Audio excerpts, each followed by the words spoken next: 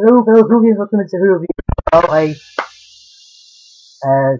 probably switch things around, saying hello, fellow viewers, sometimes on the Doctor Who, but I'll try doing faithful Whovians for a while, so. And today, I'll be reviewing the Doctor Who Season 7, Episode 13, The Name of the Doctor, the season finale of Season 7. Before I get to that, there is a mini episode that's kind of like a prequel for this. Just has people saying the Whiskerman poem. One of the favorite Muppet poems in the Master Smith series. If you're going to refer to the old Master Smith saga as a fairy tale or something, but I heard that's what he described the whole Master Smith series as.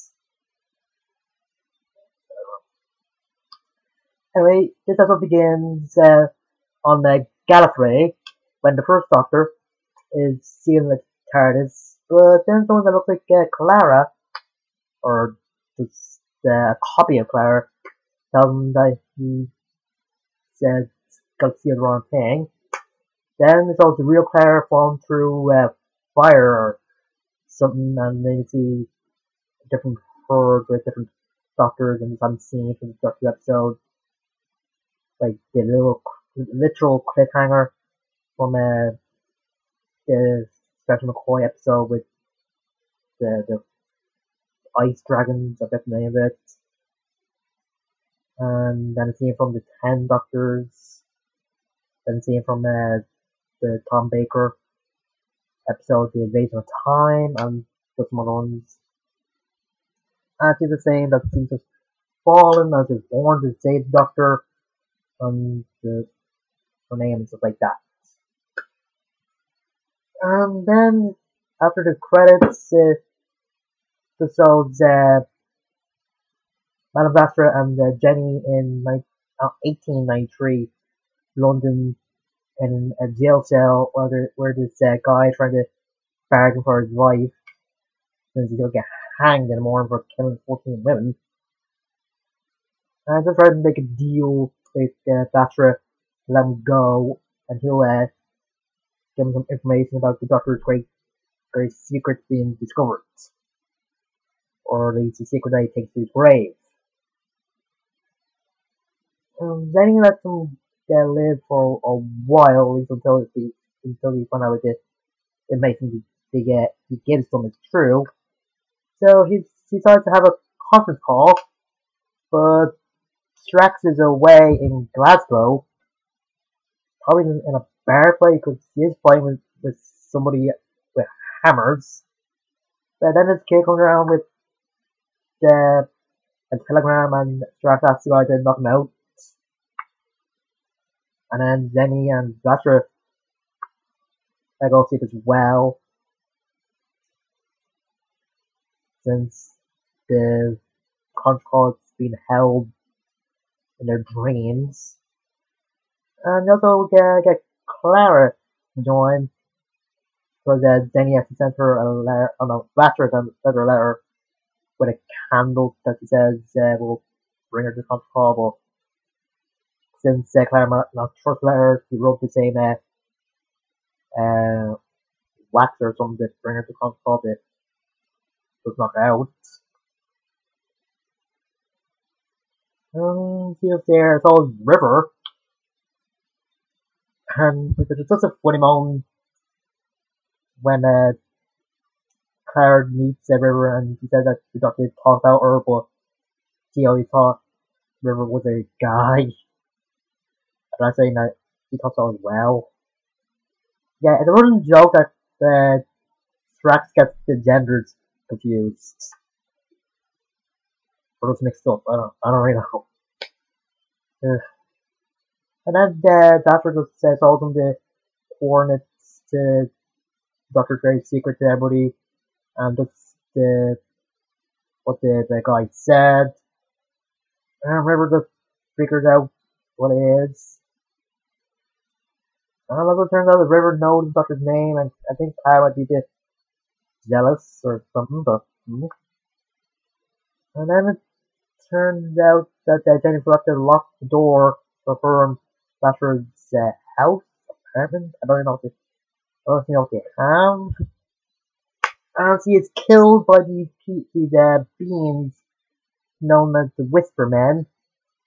And then Miracle wakes everybody up for by slapping the Bachelor and throwing her drink at Strax's face, and the Whisper Men are there in Glasgow. And they all get Strax. And then Clara wakes up and finds Doctor go around the house in a blindfold because there's that Andy and Artie tricked them into playing blind man's bluff because he wouldn't let them go to the cinema until Clara wakes up. I bet you the 10th Doctor wouldn't have fallen for that. So, whatever. Anyway, Clara tells Doctor what happened, and this one makes me get really emotional, and I think he does a great job in it. You just see the sadness and the worry he had for everybody and stuff like that. And then he and Clara go to TARDIS, and then connects Clara into the TARDIS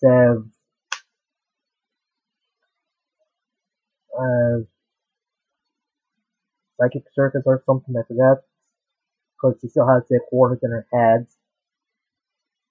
And he just do the old thing of someone saying something like a hurt, but then when they actually do it, it does, and say, you know, it happened in the Time of the Angels, the River, and the dinosaur space with Rory, so I went on with the Doctor. Anyway, the Doctor reveals that the Palatrang are actually in his tomb, because it isn't that his great secret was found, it's that his grave was. So, also it turns out he was buried in Trenzalore, which was mentioned by some other people, and Dorian back in the season finale of the 6th season. Like all time travel movie TV shows, it's a big rule not to go to your own grave, but Doctor goes anyway, even with the TARDIS trying to stop him. He even the TARDIS puts himself down to get there, but they do, but they only land. They just crash, and Doctor turns off the gravitational circuit, I don't know, generate. And it also turns out that the Witcherman actually worked for the Great Intelligence, played once again by Richard E. Grant. I might say he was wooden in the Snowman, and he isn't this, well, it kind of works in this episode, I think. Oh yeah, and Denny was a presumed dead, but Drax will bring her back. What's that? Ugh. I don't know why they're gonna keep her dead. And then there's the whole scene of Richard E. Grant trying to act medicine and mentioning a few names or a few creatures. But I'm kind of glad that they name dropped the Valiard for one of the Doctor's names. Well, I'm not really that glad, because they did say back in the last part of the time trial episode or something, I forget the name, the 5-part Colin Baker episode of the season planning for him. I forget his name. He was basically the evil version of the Doctor, probably his last incarnation, but I don't know. And about that time that the Doctor shows up, and it turns out that his tomb can't really open of him given his name. Oh yeah, it also turns out that the Doctor's tomb is the TARDIS was as big as a statue. Doctor explains that when the TARDIS slips down, the bigger on the inside, it just bleeds out the outside, so the outside bigger and the inside smaller. I would have said that they just switched places, whatever. And Mr. Man gets comfort and Clara also turns out a river to its around since as he says he kept the link open from the conference call to Clara, but I don't know about anybody else, so I'll tell that later. And there's a grave zone for her as well, which is just a secret entrance to the tomb, or inside the tomb, or when the Great Husband threatens to kill everybody, somehow the tower table here, River, she's dead. But it does take place after the library two-parter. And inside the tomb isn't Doctor's body, it's his timeline. And the Great Husband gets a great idea to just go into the tear of time, or the Doctor's timeline, and make all his victories a defeat, making the Doctor suffer, while the paradox of him going to his own grave is going on. And the Great Husband does exceed in this, I don't know if I'm saying the right word for that. And planets start disappearing, and Jenny disappears as well, and Drax starts attacking Madame Vastra, and then he disappears. And Clara just gets the bright idea of going into the tear to save the Doctor, even though, as he said, he'll just break up in a million pieces and go all over his timeline like confetti. Oh yeah, also turns out that when they were going through the catacombs of the TARDIS, Clara is able to get the memories back of Dr. Tamner that she had before in the TARDIS Asylum and Victorian London in during the time of the TARDIS. That thing she knows the Doctor's name as well. Like, they already show her seeing the name, but you gotta think that they get those memories back. And then it's the final word she always gives, and that's what you're saying here. Then let's go back to William Hartnell's Doctor stealing the TARDIS, and she was saying that he's going to steal that one, steal the one with the faulty navigational system. That'll be more fun, but And again, seeing a lot of different scenes from different Doctor Who episodes, and then back with the others with Denny and Strax being back, and Dr. Sidon go in after Clara to get her back, and River trying to stop him, and when she's about to slap him, he catches her hand. And this has to be my favourite scene from the episode. Just a moment between Doctor and River, where he's just saying that he could always see and hear her, and just scared that he might not take it that well. And then they snog, and afterwards the Doctor just says that'll probably look weird to anybody that couldn't see her. And this is a kind of a problem with the conference call thing. If Clara was able to see River, how come Denny, Strax, and Vastra couldn't? Is it because those that River and Clara were the last two to leave, or what? And then Dr. Cook gives his goodbye to River, with a goodbye to just so that he is coming back. And River disappears. And I think there's a better way to end that River story, rather than actually showing the Doctor and her going to the Singing Towers place. Yeah, Adridium, that's the name of the planet. Ugh.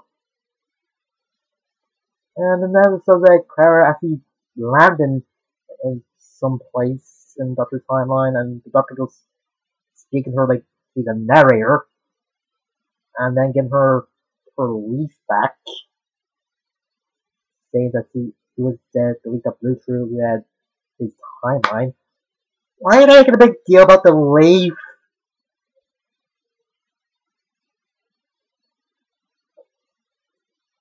I just don't know. Ugh. And then Doctor gets her back. But beforehand, he sees the shadowy figure, and Claire's wondering who it is, and Doctor says it's him. And both Claire says that she saw his 11 faces and his 11 Doctor, and Doctor explains more that he is him, but he isn't the Doctor. And then Claire just passes out, and then the War Doctor just speaks, and Matt Smith speaks. And it reveals John Hurt as the War Doctor. I know it says the Doctor, but some people call him the War Doctor, some people call him the 9.5 or 8.5 Doctor. I'm just calling him the War Doctor. That makes more sense. This episode was good. Probably my third or fourth favorite episode of season 7. Some good moments between the Doctor and Clara. A great moment with the Doctor and River. That's why Alex Kingston always had great chemistry when they're together. No matter if Alex Kingston was trying too hard to be slur people. So like sometimes I can easily make them happen, but whatever. And the same where it's getting a bit awkward with Man Doctor introducing Clara and River Song to each other. It's just good. And I'm glad that the last scene between Matt Smith and River, or Len Doctor and River was this good. I'm just glad that the Palastro gang was great in this episode, but not really that good in the first episode of season 8, but what can I do? I give this 5 out of 10. This episode leads into the day of the Doctor, so if you want to know anything on that, to see my review. Overall, season 7, again, like, season 6 was kind of a mixed bag, with episodes like, The Power of Tree, and, A Town Called Mercy. Well, but they had some awful episodes as well, like during the Descent of the TARDIS, or the goddamn side of the TARDIS. What was he taking? What? Ugh. But I also had some great episodes. In order to probably be number 4, well, Name the Doctor, and then the Crimson Horror, Dangerous Spaceship, and the Rings of Aka-Ken.